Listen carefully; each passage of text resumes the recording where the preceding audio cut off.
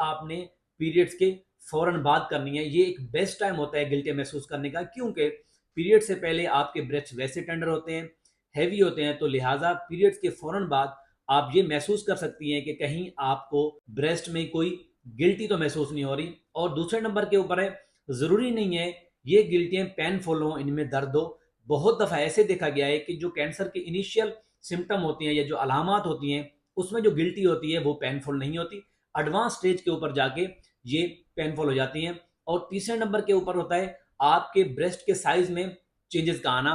अब इसका मकसद यह है कि जब आपका एक ब्रेस्ट या दूसरा ब्रेस्ट है, उनमें किसी तरीके से तब्दीली आना, एक ब्रेस्ट का बड़ा हो जाना, दूसरे का बड़ा ना होना, तो ये अलामत भी ये शो करता है कि हो सकता है, पॉसिबिलिटी है कि कहीं पे ब्रेस्ट कैंसर की अलामत ना हो।